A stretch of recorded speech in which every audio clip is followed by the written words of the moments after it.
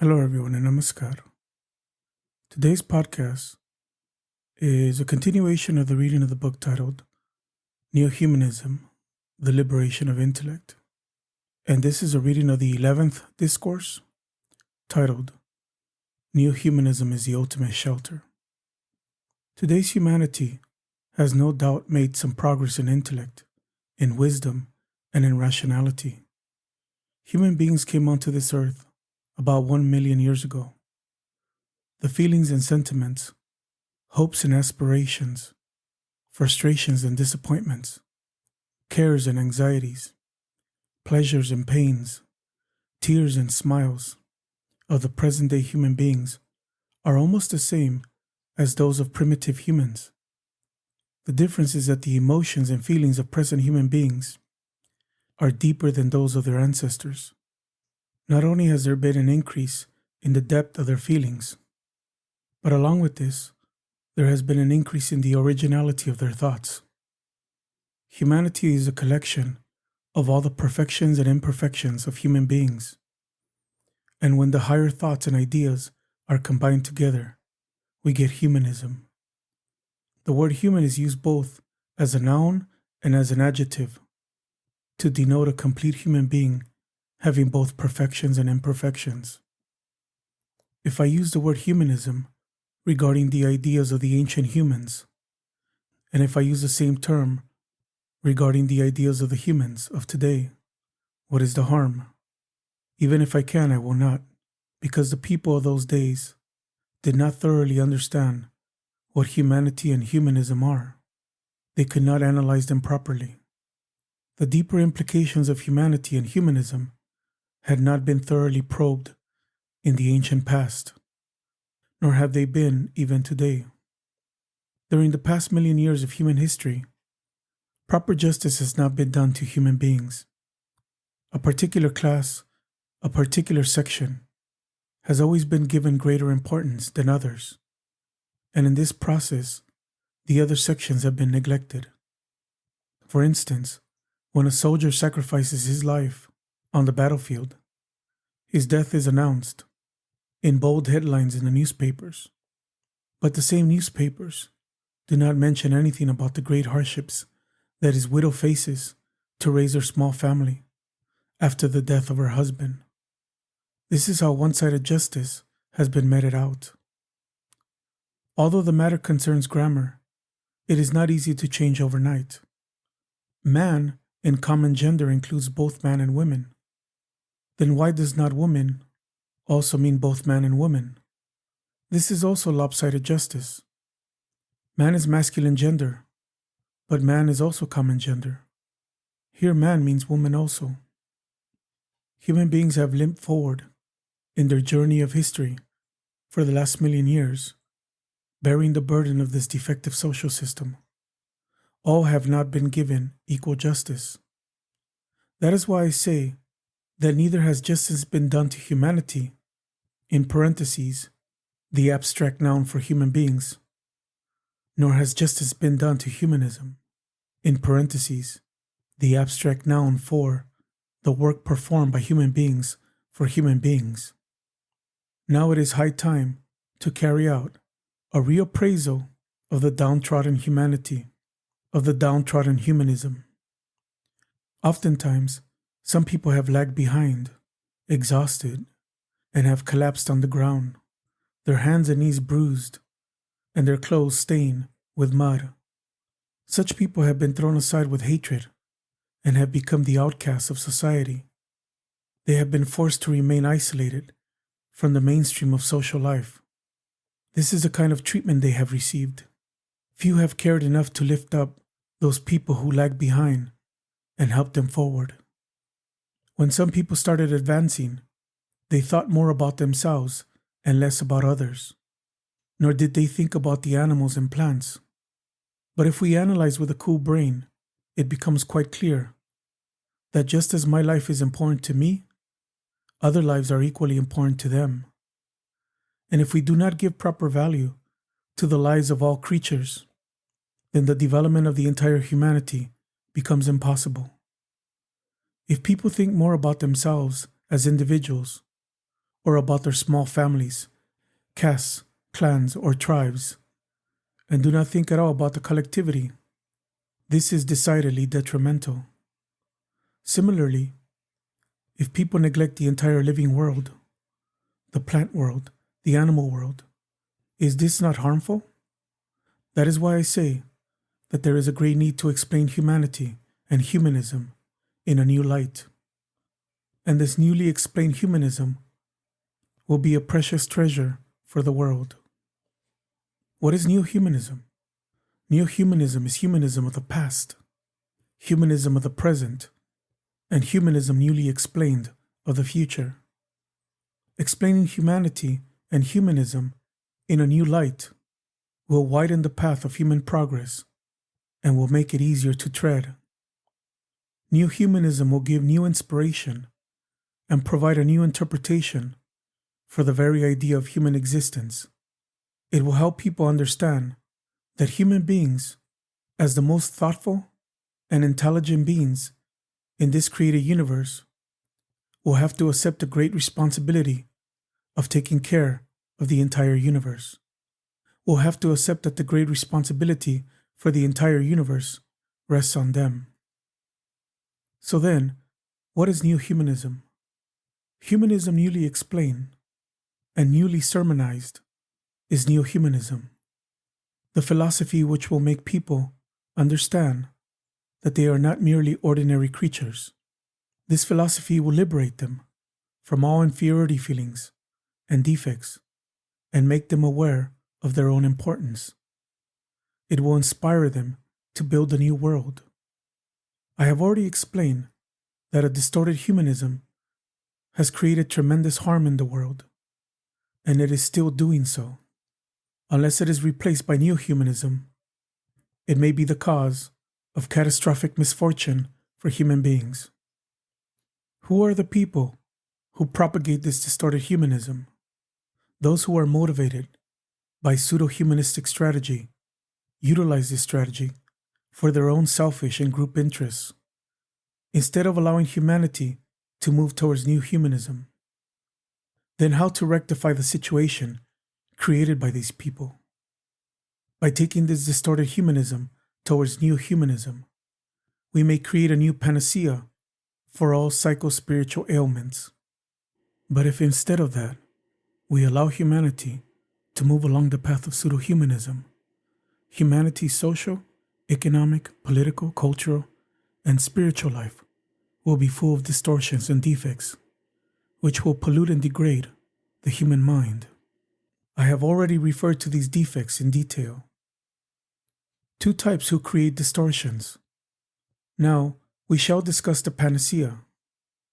There are generally two types of people who create distortions among humanity by not allowing humanity to move towards Neohumanism. One type of people are doing so unconsciously. They do not at all realize what great harm they are doing to human society and to the plant and animal kingdoms which are associated with human beings. The second type of people are knowingly and deliberately working with pseudo-humanistic strategy. I have described them as human chameleons, those who know how to change their colors frequently. Two varieties of the first type. We can expect two kinds of reaction from two varieties of the first type of people if we convey the physical, psycho-spiritual aspects of Neohumanism to them. One reaction will be, what a great mistake I committed. I have written so many articles giving an undue importance to Mr. So-and-so. From today on, I will not commit such an error again. As my vision was clouded, I could not see his defects and weaknesses. But now that I have discovered them, I will move along the right path and try to do good to others. But among those who have harmed people unknowingly, those who are egotistic will not accept their mistake, even when they discover it. They will say, "You see, it seems I made a mistake, and so has pointed it out. This is a great insult to me. I cannot tolerate it. Though he may have spoken the truth, it is beneath my dignity to accept it. It is too humiliating. If I even admit that I have harmed the people, That would be a great slur on my character. How can I allow that to happen? So I will continue to maintain that what I have done is right. This may harm people, but I must make sure that my prestige is not injured. Generally, you will encounter these two varieties of people in society as you convey this message of Neohumanism to each and every house. You will come across these two varieties of people. But I hope that those who have adopted pseudo-humanistic strategy unknowingly will realize their mistakes and rectify themselves. Then you will be able to utilize them immediately to promote the general welfare. Previously I said that you must lead the people beyond this veil of darkness to the crimson dawn so that they can correct themselves and become the valuable treasures of humanity. Those egotistic persons who are antagonistic to this will become powerless, because those who are misguided by ego will lose their intelligence. Anyone who opposes out of wounded ego will eventually be defeated. When ego is inflated, intellect declines, and one whose intellect is small is easily defeated. So one need not be anxious about them. The second type. But those who knowingly follow the pseudo-humanistic strategy and refuse to be rectified will become more extreme.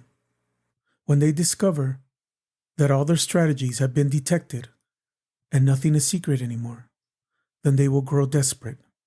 Through the mass media at their disposal, they will utilize all their verbiage, all their abilities, all the weapons they possess, because there is no other way out. Perhaps they may have some faint desire to rectify themselves, but if they do, they will realize how black was their entire past, and that according to the standards of Neohumanism, they are no better than false gold. And it is certain that when conscious people recognize their true nature, they will fling them into the dustbin of history without remorse. Thus far, I have explained to you the approach of Neohumanism. I have told you that humanism newly explained is Neohumanism. Now the question is, how to move along this path of Neohumanism, how to implement it, how to fight against those who have adopted pseudo-humanistic strategies and knowingly or unknowingly greatly harm the people. These two questions are interrelated, and so are their answers. Spirituality as a cult. Human existence is not merely physical, psychic, or spiritual. It comprises all three. In this case, what should be the proper approach? The first step is spiritual cult, in parentheses, practice. What is it? The entire cosmological order includes the quinquelemental material world, which is controlled by the macropsychic entity. Again, behind this macropsychic entity is a macro spirit. In fact, this universe of ours is a macropsychic conation, a thought of the cosmic mind. So in no case can human beings deny this physical world. One will have to deeply analyze all the inconsistencies of this physical world, and this process of analysis will be conducted by the micropsychic existence, in parentheses, individual mind. There are many people with tremendous mental potentiality, but they do not have a clear line of thought. Thus they think incorrectly, and the outcome of their defective thought is defective action. Those people are not properly guided on how to move in the mental world. They are not being properly guided onto the path of the macropsychic entity. When someone commits a wrong, we have a tendency to condemn him or her at every step.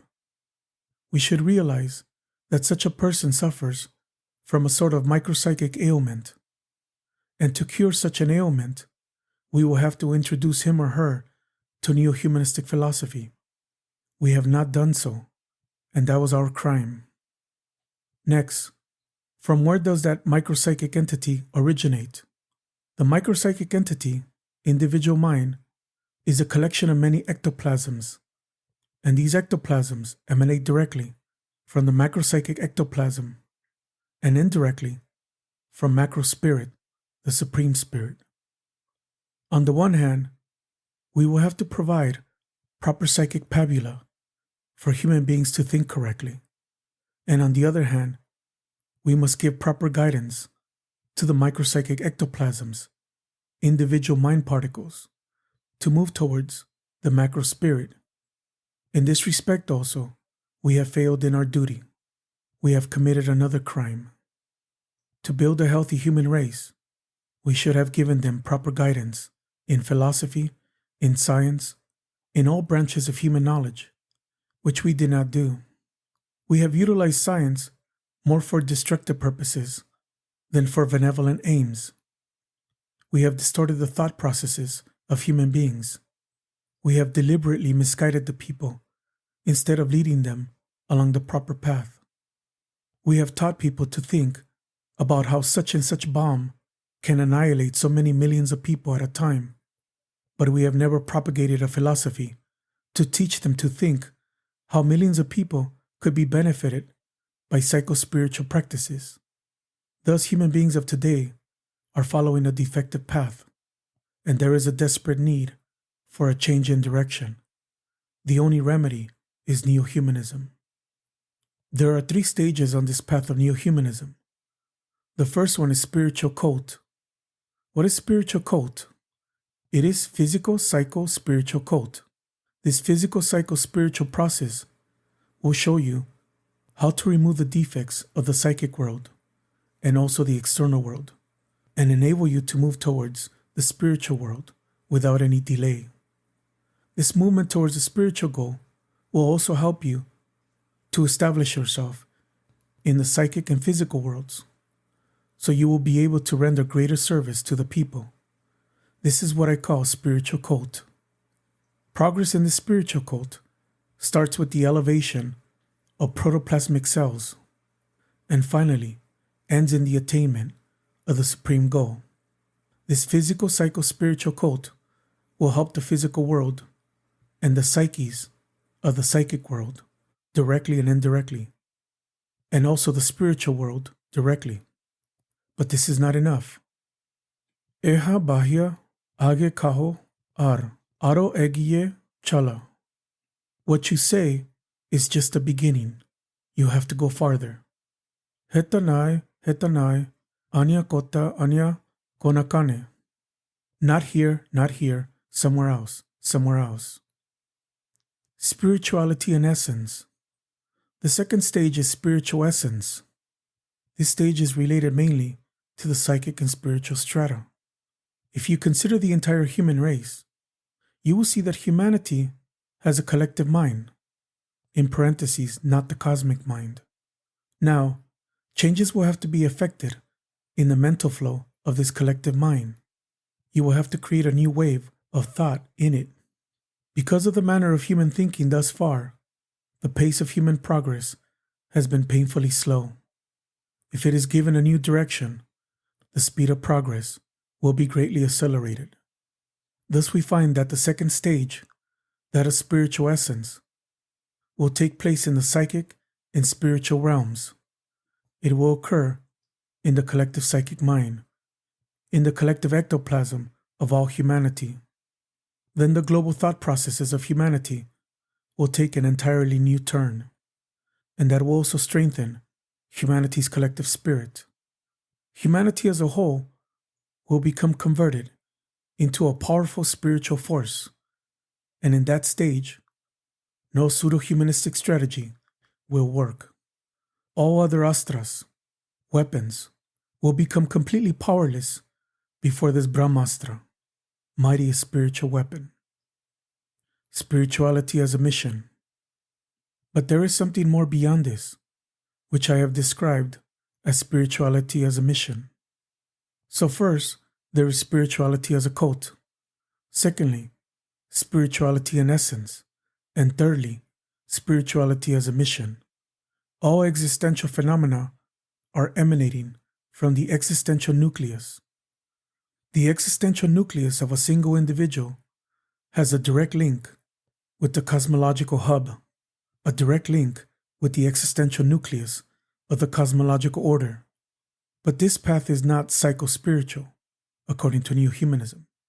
The final and supreme goal is to make one's individual existential nucleus coincide with the cosmic existential nucleus, in parentheses, Nadabindu Yoga, in language of Tantra. As a result, the unit being's entire existential order becomes one with the controlling nucleus of the existential order of the supreme entity of the cosmological order, and that will be the highest expression of Neohumanism. That new humanistic status will save not only the human world, but the plant and animal worlds also. In that supreme new humanistic status, the universal humanity will attain the consummation of its existence. Then nothing will be impossible for human beings. They will be able to do anything and everything. Today's humanity is in despair. People think too much about their imperfections. They think, can I do it? But in that supreme, neo-humanistic status, they will say, yes, I am a neo-humanistic being. I am destined to do great work. For that purpose, I have come onto this earth. So there is no scope for doubt whether I can do it or not. Once long ago, I went to Purulia. I was carrying heavy baggage.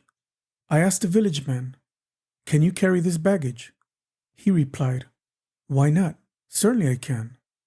I appreciated his answer very much, and I am sure that one day this new humanism will inspire the world population to say, why not? Certainly we can. And I am confident that on that day, no geo-sentiment will be able to rear its head. No social sentiment will be able to erect barriers of discrimination in human society, nor will any demon be able to harm millions of people in the name of humanism by exploiting their gullibility.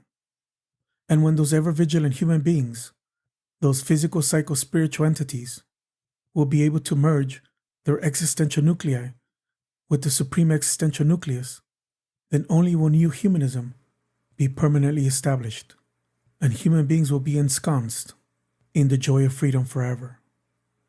On that day they will proclaim, in full-throated voices, we have come to the world to perform great deeds for the physical welfare of all, for the psychic happiness of all, and for the spiritual elevation of all, to lead all from darkness unto light. If, even then, someone says, no, darkness is good for me, we will tell them, all right, darkness is good for you, but just once, why don't you come and see the light? It is even better. March 29, 1982, Calcutta, India. Thank you.